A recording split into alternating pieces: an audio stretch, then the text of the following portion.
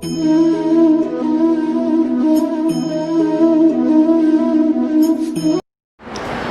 આપણે આદિકોષ કેન્દ્રીય કોષ વિશે જોઈ રહ્યા હતા.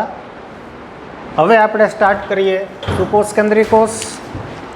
હવે આદિકોષ કેન્દ્રીય કોષ કે જે કોષ નાનો હતો, ઝડપથી કોષ વિભાજન પામતો હતો, કોષ વિભાજન પામ્યા બાદ છૂટો નહોતો પડતો, તો એવી બધી આપણે એની લાક્ષણિકતા જોઈ. એનું જનીન્દ્રવ્ય જે છે ખુલ્લું હતું, કોષ કેન્દ્ર પટલ આપણને જોવા નહોતું મળતું. તો એની સાપેક્ષે સુકોષ કેન્દ્રીય કોષ જે છે એ થોડોક ડિફરન્ટ છે અને કેવી રીતે અલગ છે તો એની વાત પણ આપણે જોઈ હતી. હવે પહેલી વસ્તુ મિત્રો કે સુકોષ કેન્દ્રીય કોષ કયા કયા છે. એક્ઝામ્પલ તરીકે સુકોષ કેન્દ્રીય કોષની અંદર કોનો સમાવેશ થાય? નંબર 1 પ્રોટિસ્ટા, બતિસ્ટા, પ્રોટિસ્ટા. પ્રોટિસ્ટા સૃષ્ટિના સભ્યો, એનું હું તમને એક્ઝામ્પલ આપું, નામ લખીશ, નહીં ખ્યાલ આવે. એક્ઝામ્પલ તરીકે ડાયનોફ્લેજેલેટ્સ, ડાયેટોમ્સ, ડાયનોફ્લેજેલેટ્સ. અચ્છા, આનું બીજું એક્ઝામ્પલ ખ્યાલ હશે તમને, યુગ્લિના, યુગ્લિના અથવા યુગ્લિનોઇડ્સ. સ્લાઇમ મોલ્ડ,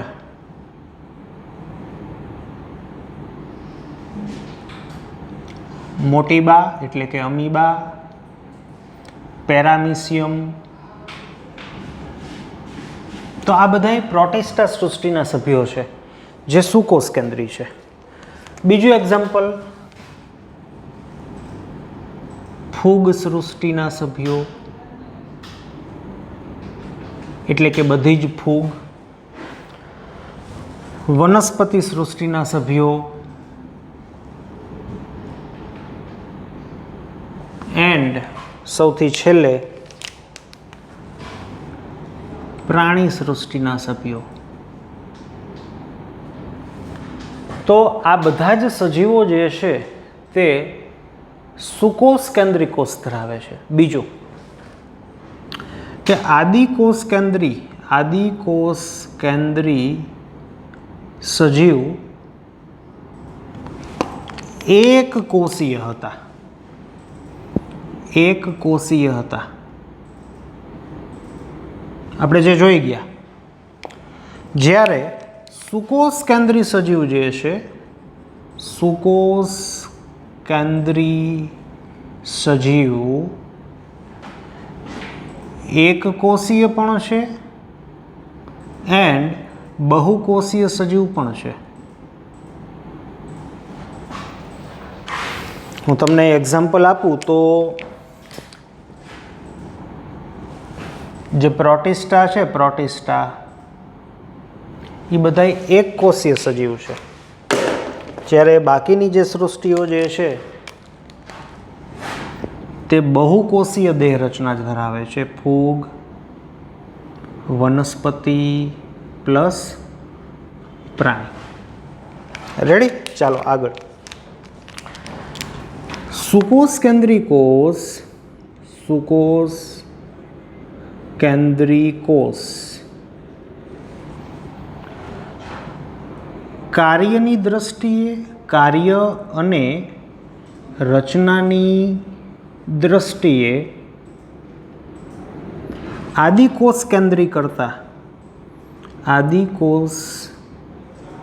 કેન્દ્રી કોષ કરતા જટિલ છે. કેવા છે? જટિલ છે. એટલે આપણે એની રચના ભણશું તો એની રચના આપણે કેમ 1-2 દિવસમાં આદિકોષ કેન્દ્રી ભણી ગયા એમ આ 1-2 દિવસમાં નહીં થાય. પ્લસ એનું કાર્ય અને રચના બંને જેને કહેવાય જટિલ છે. આપણે ભણીએ એટલે ખ્યાલ આવશે. હવે ઉદ્વિકાસની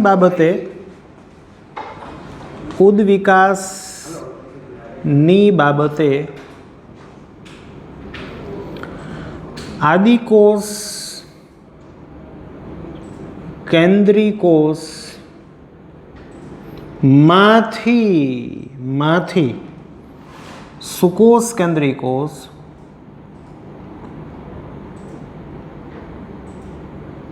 ઉતરી આવ્યા છે અથવા તો ઉદ્વિકાસ પામ્યા છે.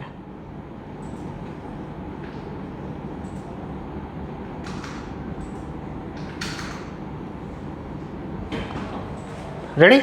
ચાલો, તો આ દુનિયાની અંદર સૌ પ્રથમ આદિકોષ કેન્દ્રીય કોષ એટલે કે બેક્ટેરિયા એઝ અ સજીવ તરીકે, એઝ અ કોષ તરીકે અસ્તિત્વમાં આવ્યા. પછી સુકોષ કેન્દ્રી સજીવો કે સુકોષ કેન્દ્રી કોષ અસ્તિત્વમાં આવ્યા.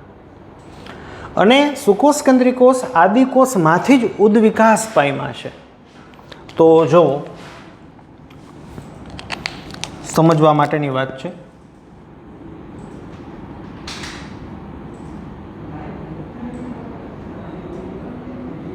એક થિયરી છે, એન્ડોસિમ્બાયોટિક થિયરી. આ થિયરી મીન્સ કે વાદ મુજબ આદિકોષ કેન્દ્રી કોષ માંથી સુકોષ કેન્દ્રી કોષ અસ્તિત્વમાં આવ્યા. આપણને આ વાદે સમજાવ્યું છે કે આવી રીતે આદિકોષ કેન્દ્રી કોષ છે અસ્તિત્વમાં આવ્યા. શું છે વાદની થિયરી? શું છે આ વાદ? એવો છે, બહુ ટૂંકમાં મારી ભાષામાં લખું છું. મોટા આદિકોષ કેન્દ્રી કોષ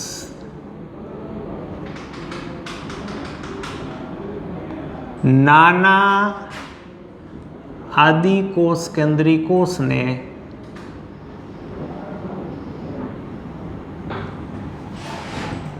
ગળી ગયા, એનું ભક્ષણ થઈ ગયું.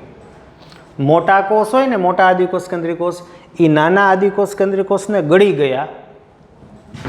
એનડ કાળક્રમે સુકોષ કેન્દ્રી કોષનો ઉદ્ભવ થયો.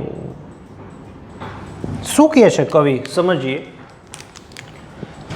આ છે મોટા આદિકોષ કેન્દ્રી કોષો, આ છે નાના આદિકોષ કેન્દ્રી કોષો. રેડી?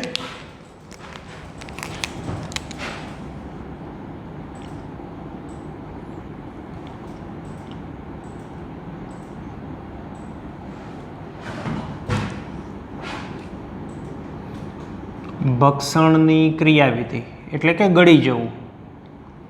તો થયું શું? કોષ આની અંદર, એની અંદર આ કોષ. રેડી? એન્ડ જોજો, કાળક્રમે આવા કોષો સુકોષ કેન્દ્રી કોષ તરીકે ઓળખાયા.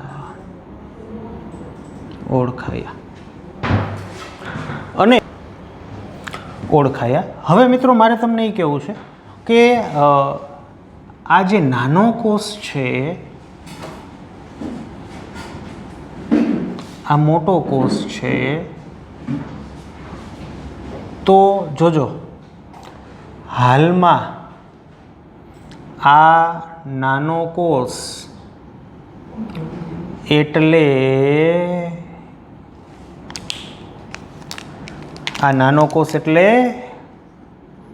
સુકોષ કેન્દ્રી કોષ માં જોવા મળતી અંગિકા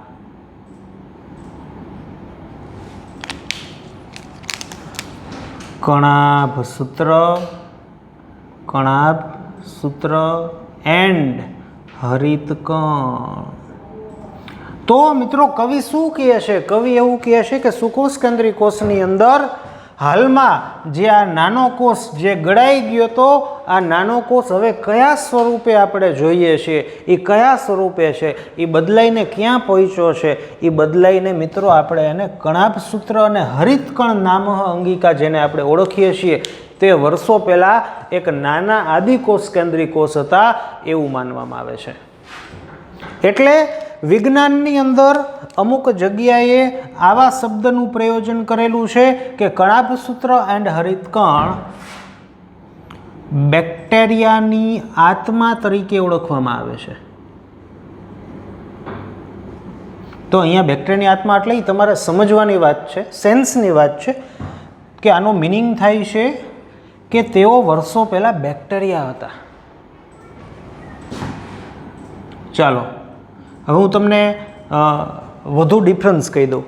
હજી આપણે લાસ્ટ લેક્ચરમાં જોયું કે સુકોષ કેન્દ્રીય સજીવ છે ને એની અંદર 80S પ્રકારના રિબોઝોમ જોવા મળે, જ્યારે આદિકોષ કેન્દ્રીય સજીવમાં 70S જોવા મળે. પરંતુ તમને જાણીને આશ્ચર્ય થશે મિત્રો કે કણાભસૂત્ર હોય ને, કણાભસૂત્ર અને હરિતકણ, એની અંદર રિબોઝોમ જોવા મળે. મિત્રો આજની તારીખે પણ કણાભસૂત્ર અને હરિતકણ કે જે સુકોષ કેન્દ્રીય કોષની અંદર છે, આની અંદર જોવા મળતા રિબોઝોમ 70S પ્રકારના જ છે. એટલે કણાભસૂત્ર અને હરિતકણ જે સુકોષ કેન્દ્રીય સજીવ, સુકોષ કેન્દ્રીય કોષની અંગિકા છે, એની અંદર આજની તારીખે પણ 70S પ્રકારના રિબોઝોમ જોવા મળે છે. No doubt. ધારો કે આ કોષ દોરું છું હું, સુકોષ કેન્દ્રીય કોષ દોર્યો, આ કણાભસૂત્ર છે, આ હરિતકણ છે, તો સુકોષ કેન્દ્રીય કોષમાં અહીંયા 12 જે આપણને રિબોઝોમ જોવા મળે ને, આ બધાય 80Sના જ હોય. આ બધાય 80S પ્રકારના જ છે.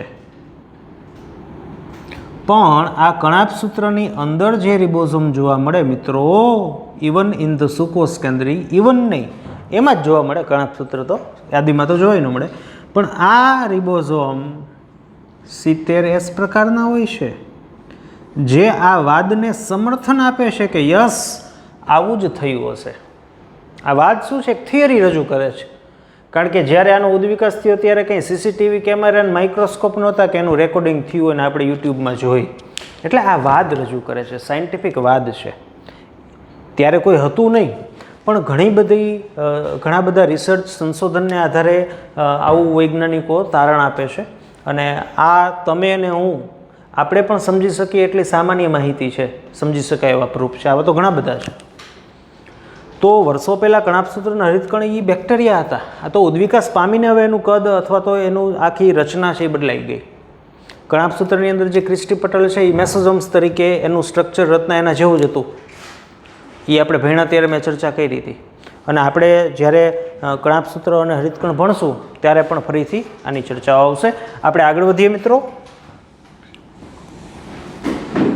સુકોષ કેન્દ્રીય કોષમાં આગળ વધતા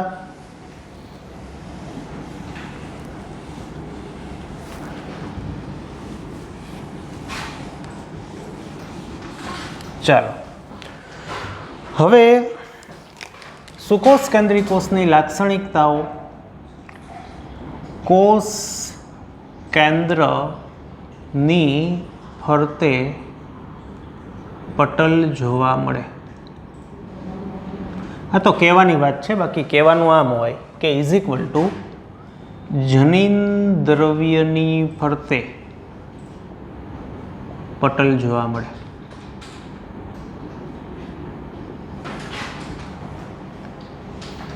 કે કોષ કેન્દ્ર પટલ જોવા મળે. રેડી? બીજી વાત, બેવડી પટલમય અંગિકાઓ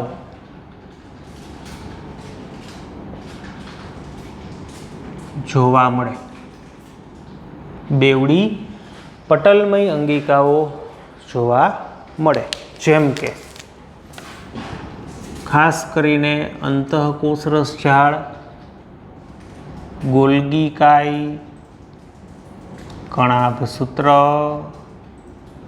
હરિતકણ વગેરે વગેરે બાબતો, અંગિકાઓ, રચનાઓ જોવા મળે.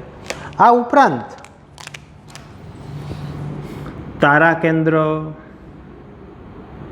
રિબોઝોમ, સૂક્ષ્મ નલિકાઓ, સૂક્ષ્મ તંતુ, આવી રચનાઓ પણ જોવા મળે છે. હવે આ બધી જ જે મેં અંગિકા લખી ને એમાંથી આ એક અંગિકા એવી હતી, રિબોઝોમ, કે જે આદિકોષમાંય જોવા મળતી પ્લસ સુકોષમાંય જોવા મળતી. જ્યારે આ બધી સુકોષ સુકોષ સુકોષ સુકોષ સુકોષ એની અંદર જોવા મળતી રચના છે. હવે આમ તો આપણે ચર્ચા કરશું, પણ ધોરણ 8નું વિજ્ઞાન છે કે અંતઃકોષ રસજાળ જે છે તે વનસ્પતિ કોષ પ્લસ પ્રાણી કોષ બંનેમાં જોવા મળે. વનસ્પતિ કોષ પ્લસ પ્રાણી કોષ બંનેમાં જોવા મળે. કોણ? ગોલ્ગી કાય. કણાભસૂત્ર વનસ્પતિ કોષ પ્લસ પ્રાણી કોષ બંનેમાં જોવા મળે. હરિતકણ ઓનલી વનસ્પતિ કોષ, તારાકેન્દ્ર ઓનલી પ્રાણી કોષ. તો આવું તો આપણને ખ્યાલ હતો કે હરિતકણ છે એ વનસ્પતિ કોષમાં જોવા મળે, પ્રાણી કોષોમાં ન જોવા મળે, વગેરે વગેરે. આ પણ આપણને જોવા મળે. વનસ્પતિ કોષ પ્લસ પ્રાણી કોષ. આ તો તમારા માટે તદ્દન નવું છે, સૂક્ષ્મ નલિકા અને સૂક્ષ્મ તંતુઓ. રેડી?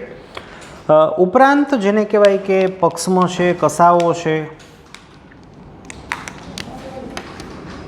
પક્ષમ, કસા અને સમાવિષ્ટ સૂક્ષ્મકાય રચના.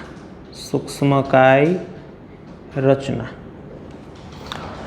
તો પક્ષમ જે છે, પક્ષમ, આ પક્ષમ મારે કંઈ કહેવાની જરૂર નથી, આપણે ભણી ગયા છીએ.